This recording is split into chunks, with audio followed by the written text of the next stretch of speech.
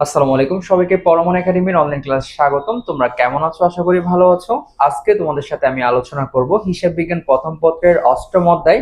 আর যেই টপিকটা তোমাদের জন্য আমি আজকে বাছাই করেছি সেটা হচ্ছে ক্রমহ্রাসমান পদ্ধতিতে অবচয় নির্ণয়। কেমন?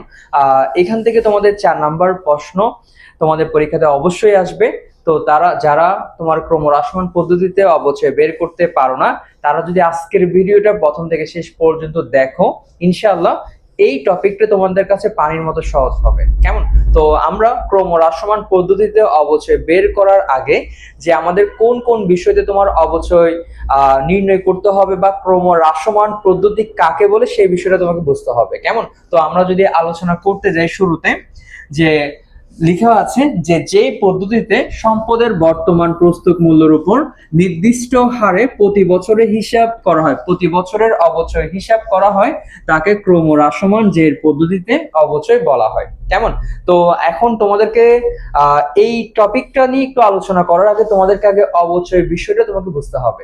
কেমন? তাহলে অবচয় কাকে বলে? একটা সম্পত্তি দীর্ঘদিন ব্যবহার করার ফলে তার যে মূল্য হ্রাস হয় তাকে আমরা অবচয় বলি। কেমন?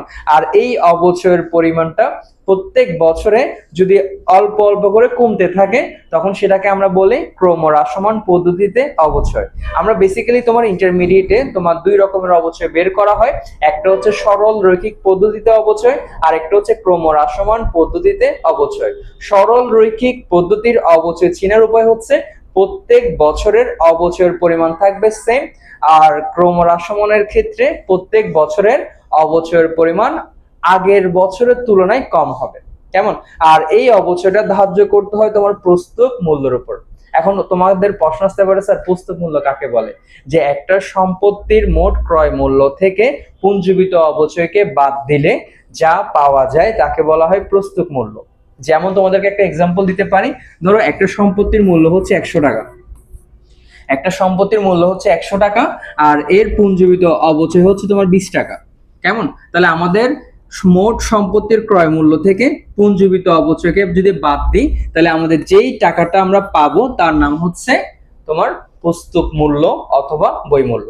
আর এই প্রস্তুত মূল্যের উপর প্রত্যেক বছরের শেষে তোমাকে অবচয় ধার্য করতে হবে। কেমন? তাহলে আমরা যখন অবচয় ধার্য করতে যাব আমাদেরকে কয়েকটা বিষয় খেয়াল রাখতে হবে। যে প্রথম হচ্ছে পুস্তক মূল্য বের করতে হবে। পুস্তক মূল্য কিভাবে বের করব? ক্রয় মূল্য মাইনাস ইতিমধ্যে তোমার যে অবচয়টা ধার্য করা হবে তা তোমাকে বিয়োগ করতে হবে।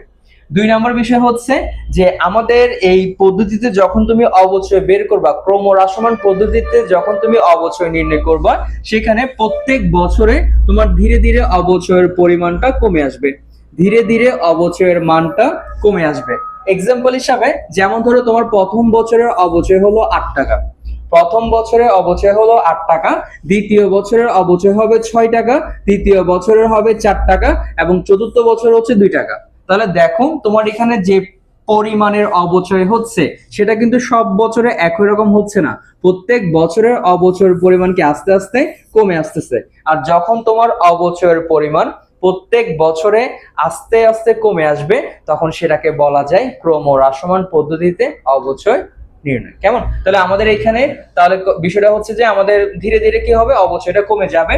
আবার আরেকটা বিষয় হচ্ছে যদি তুমি অবচয় হার যদি বের করতে চাও তখন তুমি কি করবা? যদি অবচয়ের হার বের করতে বলে ক্রমহ্রাসমান পদ্ধতিতে, তখন তুমি সরল রৈখিক পদ্ধতিতে অবচয়ের হারের সাথে 2 গুণ করে দিলে তুমি ক্রমহ্রাসমান পদ্ধতিতে অবচয়ের হার বের করতে পারবা। তাহলে আমাদের এখানে সরল রৈখিক পদ্ধতিতে অবচয়ের হারের সাথে তুমি যদি দ্বিগুণ করে দাও, 2 গুণ করে দাও, তখন তুমি ক্রমহ্রাসমান পদ্ধতিতে অবচয় বের করতে পারবা। তাহলে তোমাদেরকে অবশ্যই সরল রৈখিক মনে রাখতে হবে। সরল রৈখিকের আরেকটা নাম হচ্ছে স্থির কিস্তি পদ্ধতি। কেমন? তাহলে তোমাদেরকে বলা থাকবে স্থির কিস্তি পদ্ধতিতে অবচয় হার হচ্ছে 20%। তাহলে তোমাকে যদি ক্রমহ্রাসমান বের করতে বলে তখন তুমি ওই 20% এর সাথে 2 গুণ করে দিবা, তখন তুমি ক্রমহ্রাসমান পদ্ধতিতে অবচয়ের হারটা পেয়ে যাবা। বুঝতে পারছো? তো আমাদের লাস্ট রান হচ্ছে যে এখানে আমাদের প্রত্যেক বছরের যে আচ্ছা এই এই অঙ্কগুলো করার ক্ষেত্রে তোমাকে একটা জিনিস আমরা গ্রহণ করি না, সেটা হচ্ছে ভগ্নাবশেষ মূল্য। কেমন? আমাদের ভগ্নাবশেষ মূল্য এখানে কি হবে না, এই সম্পদের ক্ষেত্রে ধরা হবে না। কিন্তু আমরা যখন সরল রৈখিক পদ্ধতি ব্যবহার করতাম তখন আমরা কি করতাম, পুস্তক মূল্য বের করার ক্ষেত্রে তোমার ভগ্নাবশেষ মূল্যটাকে বাদ দিয়ে করতাম। বুঝতে পারছো? আর লাস্ট অন হচ্ছে আমরা যখন এই অধ্যায়ের টপিক গুলো নিয়ে আলোচনা করব, এখানে কয়েকটা সূত্র আছে যে সূত্রগুলো তোমাকে অবশ্যই পরীক্ষার জন্য মুখস্থ করতে হবে। একটা হচ্ছে বার্ষিক অবচয়। বার্ষিক অবচয় কিভাবে বের করবা? বই মূল্য, বই মূল্যকে বলা হয় পুস্তক মূল্য। তাহলে পুস্তক মূল্যের সাথে তুমি অবচয়ের হারকে গুণ করে যা পাবা তা দিয়ে তুমি 100 দ্বারা ভাগ করে দিবা। তাহলে 100 দ্বারা যখন ভাগ করে দিবা তখন তোমার যা আসবে তার নাম হচ্ছে বার্ষিক অবচয়। আর বার্ষিক অবচয়ের পরিমাণ আস্তে আস্তে কি হয়ে যাবে, কমতে থাকা শুরু হবে। কেমন? আর এখানে আমাদের বই মূল্য কাকে বলে সেটা আমি এখানে লিখে দিচ্ছি। তোমরা যারা বই মূল্য জ্ঞানমূলক প্রশ্ন দেয়, জ্ঞানমূলক মানে হচ্ছে তোমাদের এমসিকিউর জন্য খুব ইম্পর্টেন্ট যে বই মূল্য কাকে বলে, যে একটা সম্পত্তির মোট ক্রয় মূল্য থেকে পুঞ্জীবিত অবচয়টাকে বাদ দিলে আমরা যা পাবো তার নাম হচ্ছে পুস্তক মূল্য অথবা বই মূল্য। এবার আমাদের এখানে সূত্র যে দ্বিগুণ ক্রমহ্রাস সমান জের পদ্ধতিতে অবচয়ের হার কিভাবে বের করবো, সরল রৈখিক অবচয়ের হার ইনটু হচ্ছে তোমার 2। কেমন? এবার আমাদের এখান থেকে তোমাদের যেই অঙ্কটা 4 নম্বরের জন্য আসে সেটা হচ্ছে তোমার ক্রমহ্রাস সমান পদ্ধতিতে অবচয়ের তালিকা প্রস্তুত করো। তাহলে আমাদেরকে যদি এই তালিকা প্রস্তুত করতে হয় আমাদেরকে 6টা কলাম তৈরি করতে হবে। আর এই 6টা কলামে কিভাবে তোমার মান বসাতে হয় সেটা তুমি যদি ভালো করে বুঝতে পারো তাহলে এখান থেকে নাম্বার তোলা খুবই সহজ। তাহলে আমাদের এখানে 6টা কলাম।